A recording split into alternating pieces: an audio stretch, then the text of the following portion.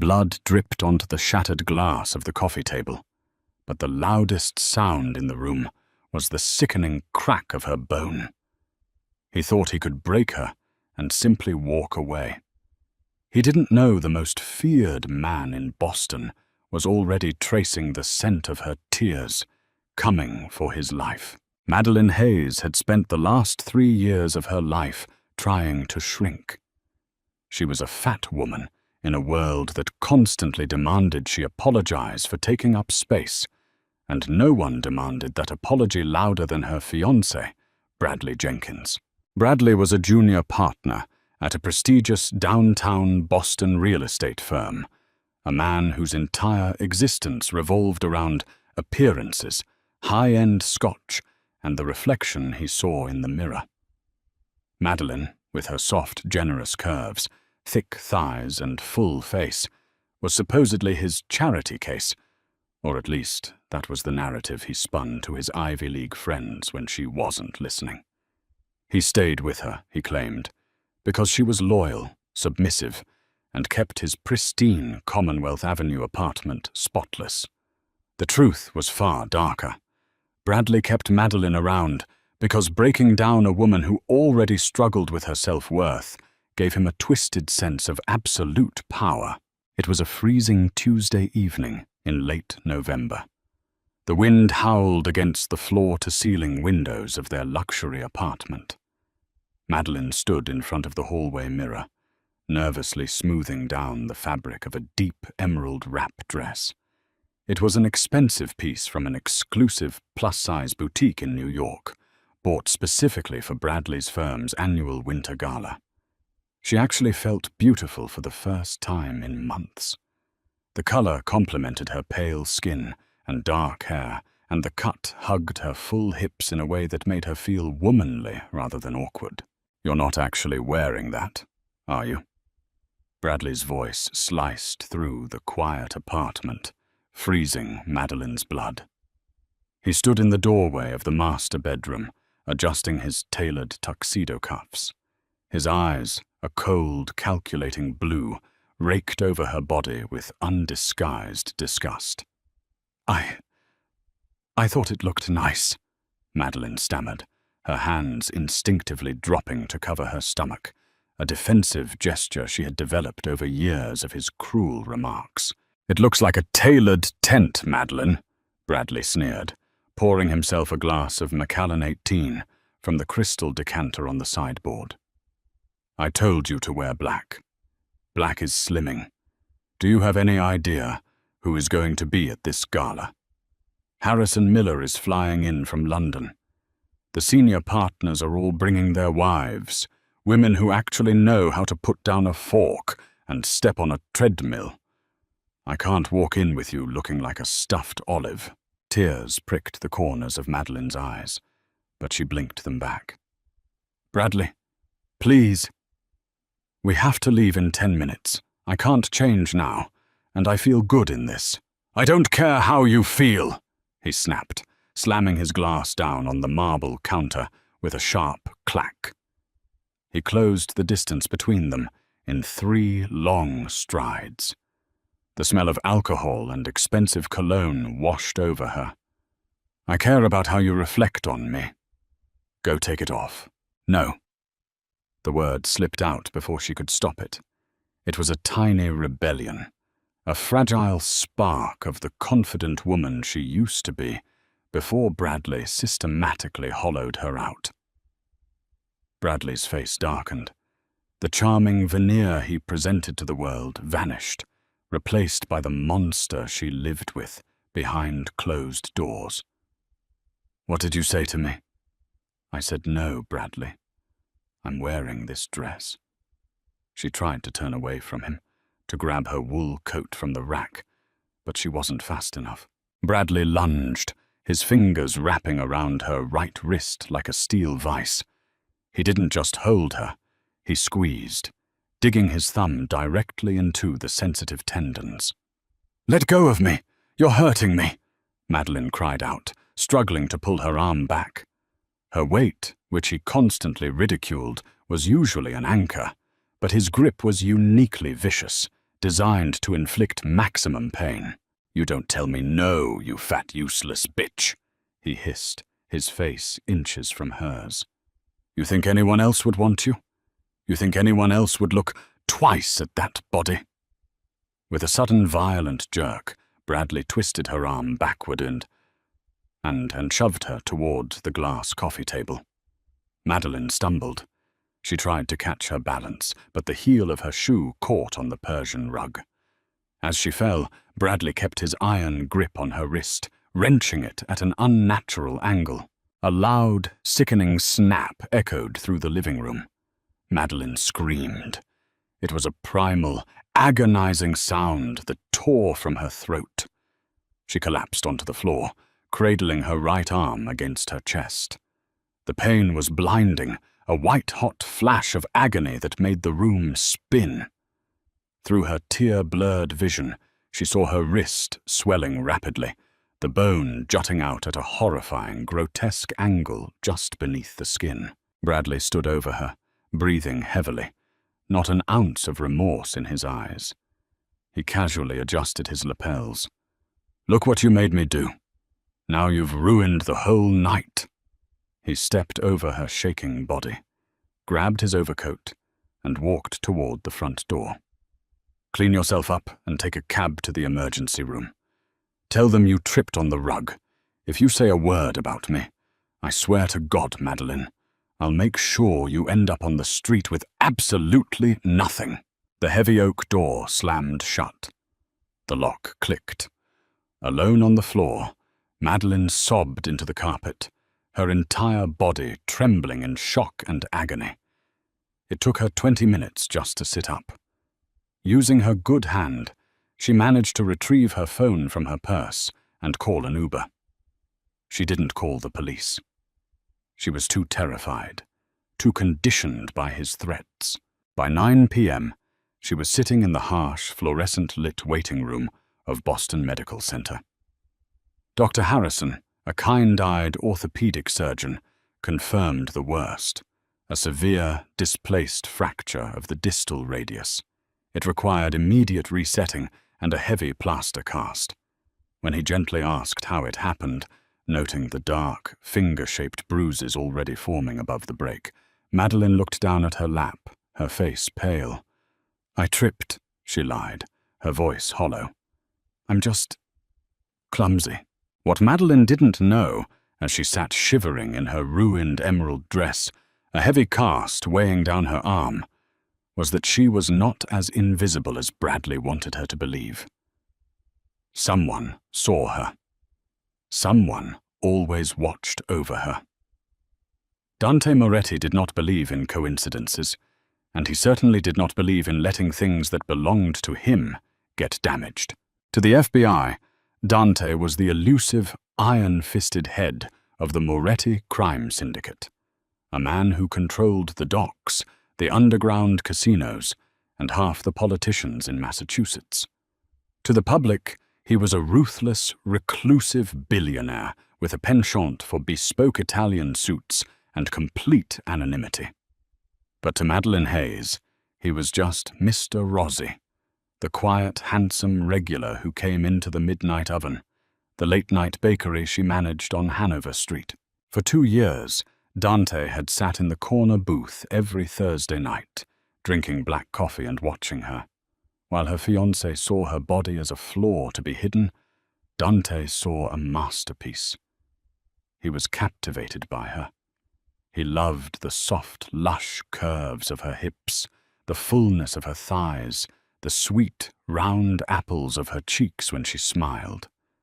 To him, she was a Botticelli painting brought to life, warm, generous, and utterly magnificent.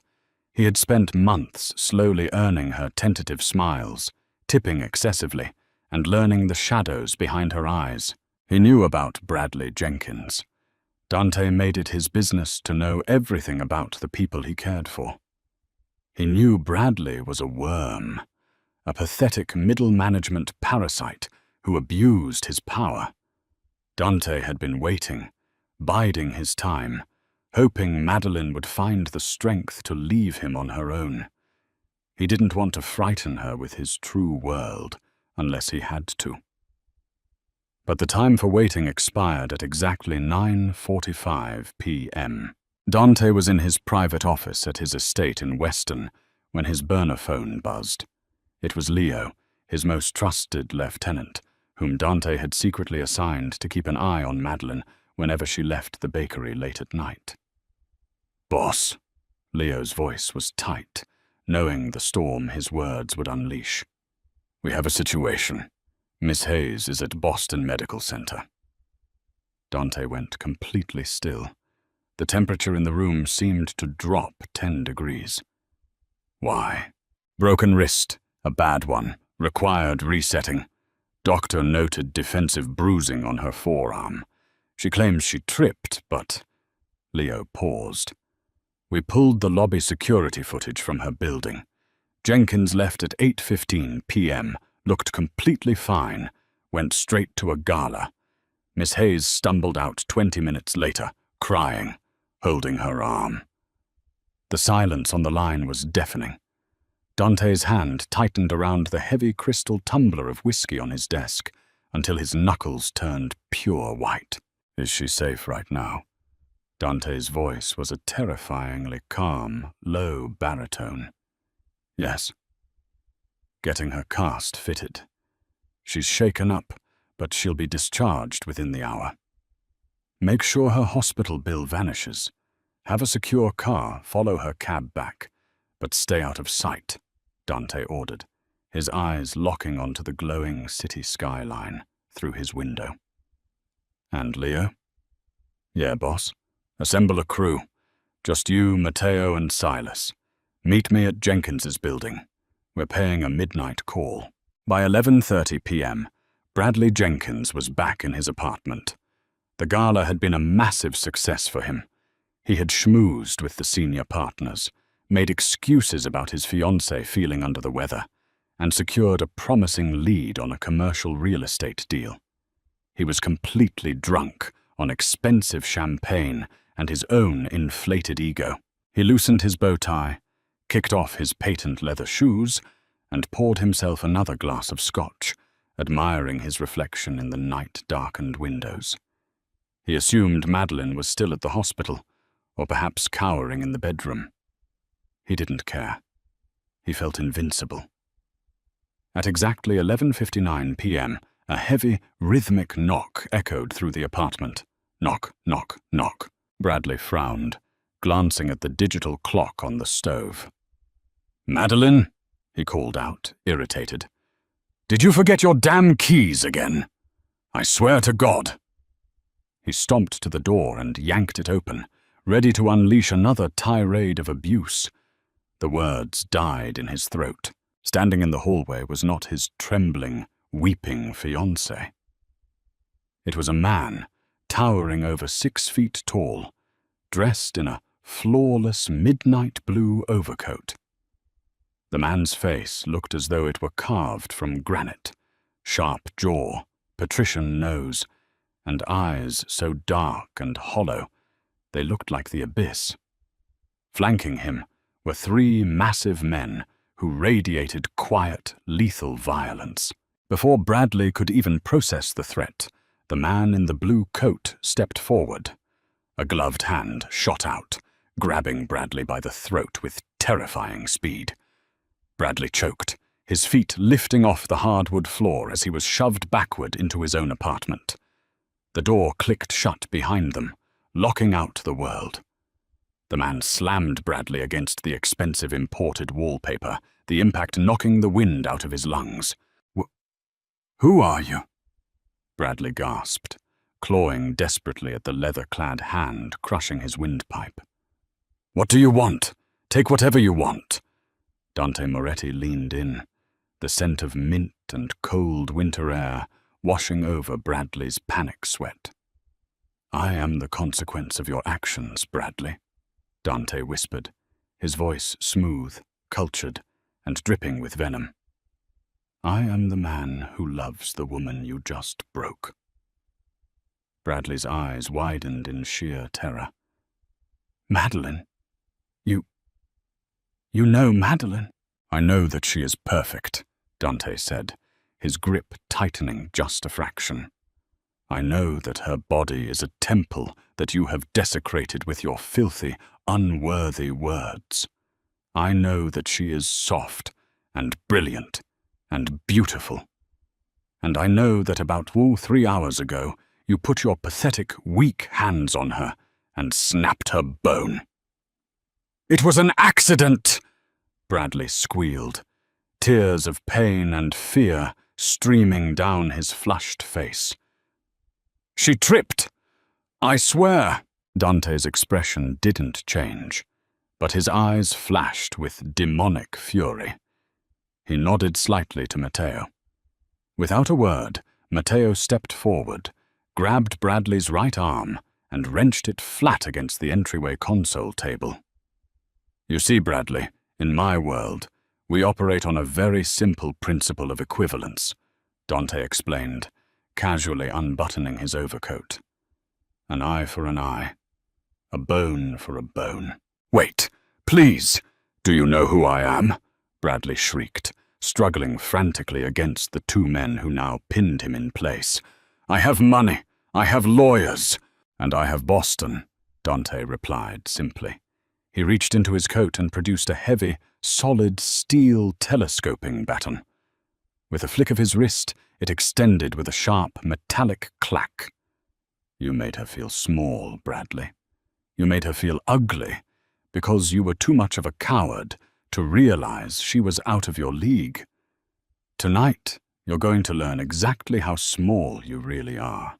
Dante stepped up to the console table. Bradley squeezed his eyes shut, sobbing hysterically, begging for a mercy he had never once shown his fiancée. Dante raised the steel baton. This, Dante said, his voice dropping to a lethal whisper, is for her wrist. The steel came down in a blinding arc. Madeline Hayes stood frozen in the cold, sterile hospital lobby, clutching her heavy plaster cast tightly against her chest. The sliding glass doors hissed open, letting in a bitter gust of Boston wind, but she barely registered the freezing temperature. She was utterly terrified of going back to the Commonwealth Avenue apartment. Bradley would be waiting for her. He would be furious that she took so long, angry about the unexpected medical bills, and enraged simply because she existed and inconvenienced him. She pulled her thin wool coat tighter over her ruined emerald wrap dress, fresh tears threatening to spill down her pale cheeks. Suddenly, a sleek black Maybach silently rolled to a stop directly in front of the hospital entrance, blocking the line of waiting taxicabs. The rear door swung open, and a towering figure stepped out onto the illuminated pavement. Madeline gasped, taking a panicked, defensive step backward. But as the man moved into the harsh glow of the street lamps, her sheer terror morphed into pure bewilderment. It was Mr. Rossi, the quiet, handsome regular from the Midnight Oven Bakery, who always ordered a single black coffee and left $100 tips on the counter. But he was not wearing his usual understated leather jackets.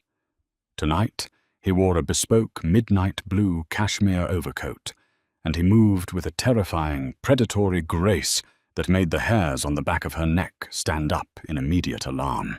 Madeline, Dante said, his voice a low, soothing baritone that unexpectedly settled her racing heart. He did not ask what had happened to her arm. He stepped forward and gently reached out, his large, warm hands hovering just inches from her broken wrist without actually touching the plaster. His dark eyes, usually so calm and observant at the bakery, were swirling with an intense protective fury that she had never witnessed before. You are not going back to that apartment. You are coming with me. You are safe now, Mia Bella. The Italian endearment slipped out effortlessly, wrapping around her bruised and battered heart like a warm, protective shield. She wanted to argue, to ask how he possibly knew she was at Boston Medical Center in the middle of the night. but physical exhaustion and throbbing pain won out. She allowed him to gently guide her into the plush, heated leather interior of the luxury vehicle. The heavy doors closed, sealing out the freezing wind and the absolute horrors of her evening. Dante sat beside her, radiating a comforting, solid heat. He poured a glass of sparkling water from a hidden compartment and carefully handed it to her.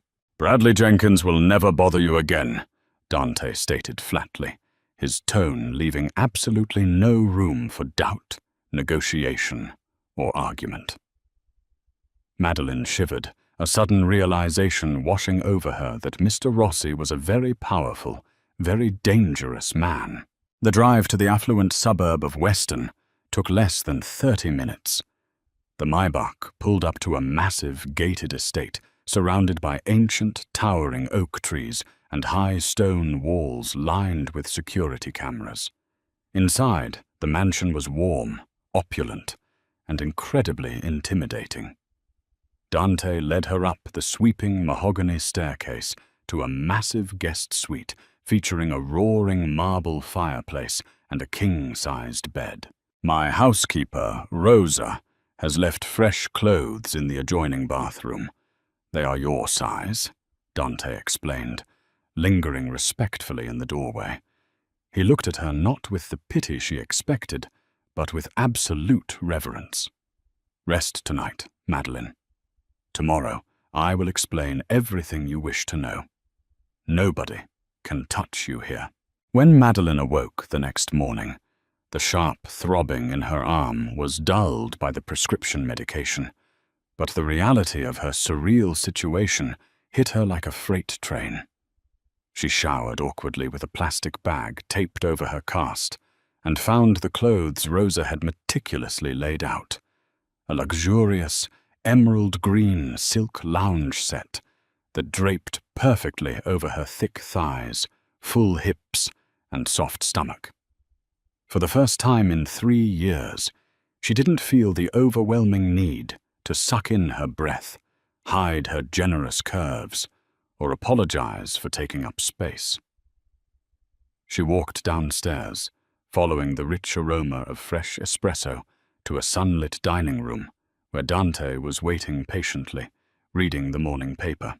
He stood immediately when she entered, pulling out a velvet-upholstered chair for her. "My true name is Dante Moretti," he began, bypassing polite small talk entirely. "I run what the federal government politely refers to as an organized crime syndicate, and I have been entirely captivated by you since the day you handed me a cannoli 2 years ago." Madeline dropped her silver fork, the heavy metal clattering loudly against the fine bone china. You're the Mafia?" she whispered, her brown eyes wide with shock. "And you care about me? But Bradley always says—" Dante cut her off, his eyes flashing with lethal, unyielding intent at the mere mention of her abuser's name. "Bradley is a pathetic, broken insect," Dante growled, stepping closer and kneeling beside her chair so they were perfectly eye to eye. He reached up, gently tracing the soft line of her jawline with his thumb. "Bradley hated your radiant light because he lives his entire pathetic life in the dark. He continually mocked your weight and your body because he knew it was a masterpiece he was entirely unworthy to touch. You are a goddess, Madeline. You are soft, brilliant, breathtaking, and entirely perfect." Madeline burst into tears, the heavy years of systematic psychological torture breaking open and washing away.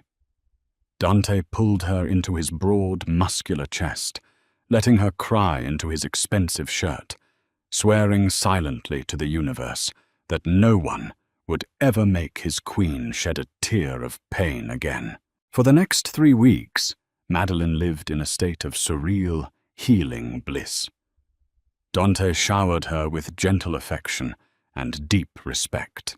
He brought in private Michelin-starred chefs who cooked rich, decadent meals and he encouraged her to eat without an ounce of shame, kissing the soft curves of her stomach and worshipping the thick thighs she used to passionately hate. He ordered bespoke designer dresses tailored specifically to celebrate her fat, beautiful figure, proving daily that she didn't need to shrink herself to be loved. She just needed a real man who understood how to appreciate her power. But the tranquil peace of Dante's western estate was merely the quiet calm before a violent, bloody storm. Bradley Jenkins had barely survived Dante's midnight visit, but his right arm was shattered into fragments, ruined beyond any medical repair. Stripped of his arrogant pride, terrified of his own shadow, and fired from his prestigious downtown real estate firm due to his sudden inability to perform, Bradley became wildly desperate. He knew Dante Moretti was completely untouchable by the police, but Bradley harbored a dark secret. For years, he had been quietly laundering real estate money for the Romano family, the Moretti syndicate's oldest, most vicious, and heavily armed rivals. Consumed by a toxic cocktail of humiliation and revenge, Bradley crawled to Vincent Romano, a ruthless mob boss who fiercely controlled the Boston Harbor docks. Bradley sold Dante's only known weakness directly to his worst enemies, Madeline. "She's hiding at the Western Estate," Bradley sneered through broken, wired teeth, sitting in Vincent's smoke-filled warehouse. "Hit the house tonight. Take the fat bitch. Moretti will surrender everything he owns to get her back." The brutal attack came on a freezing Tuesday night, exactly 1 month after Madeline had finally left Bradley. Dante was in his mahogany-paneled study, reviewing international shipping manifests, while Madeline was curled up on the leather sofa in the library, reading a novel. A sudden, massive, earth-shaking explosion violently shattered the tranquility of the estate. The reinforced iron front gates had been blown entirely off their hinges. Security sirens wailed into the night, and the distinct, terrifying crackle of automatic gunfire echoed fiercely through the manicured, snow-covered grounds. Dante burst into the library, his midnight blue cashmere overcoat replaced by a heavy, tactical Kevlar vest, a customized Glock 19 gripped tightly in his hands. He grabbed Madeline's good arm, his face a mask of absolute, terrifying focus. "We need to move right now," Dante ordered, pulling her rapidly toward a hidden wooden panel behind a towering bookshelf. "Vincent Romano's men are here." Madeline's heart hammered violently against her ribs, but to her own surprise, she didn't freeze or panic. She trusted Dante Moretti completely with her life. They quickly descended a narrow, spiraling concrete stairwell into a heavily reinforced steel bunker located deep beneath the mansion. Leo and Matteo, Dante's most loyal and lethal enforcers, were already stationed there, rapidly arming themselves with military-grade tactical weapons. "They have at least 30 armed men on the lawn, boss," Leo reported grimly, racking the heavy slide of an assault rifle. "Vincent Romano is leading the assault personally, and they brought Bradley Jenkins with them. He's waiting like a coward in a black armored SUV parked just outside the perimeter." Dante's dark eyes turned into pitch-black voids of pure, unadulterated murder. He turned to Madeline, gently cupping her terrified face with his leather-gloved hands. "Stay right here. Lock the heavy steel vault door behind me. Do not open it for anyone but me." Madeline nodded bravely, tears streaming down her flushed face. "Come back to me, Dante. Please." He kissed her fiercely, claiming her soft lips with a desperate, burning passion that promised immense violence to anyone who tried to separate them. "I am the devil, Mia Bella. I always come back from hell." Dante grabbed a heavy combat shotgun from the weapon rack, racked it with a terrifyingly loud clack, and charged back up the concrete stairs, followed closely by his heavily armed crew. The battle above ground was swift, chaotic, and completely merciless. Dante moved like a vengeful god of war through his ruined luxury mansion, neutralizing Romano soldiers with ruthless, practiced precision. He didn't just fight to protect his lucrative territory. He fought to protect the woman who had brought beautiful light and warmth back into his cold, blood-soaked life.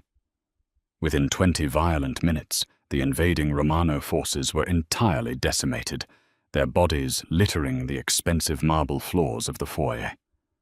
Vincent Romano lay bleeding out by the grand sweeping staircase, desperately begging for mercy. Dante didn't even pause his stride, ending the rival boss with a single, cold trigger pull. The Mafia war was instantly over. But Dante wasn't quite finished yet. Dante walked slowly out into the freezing night air, the fresh snow crunching loudly beneath his heavy combat boots. He marched straight toward the black-armored SUV, still parked outside the destroyed iron gates.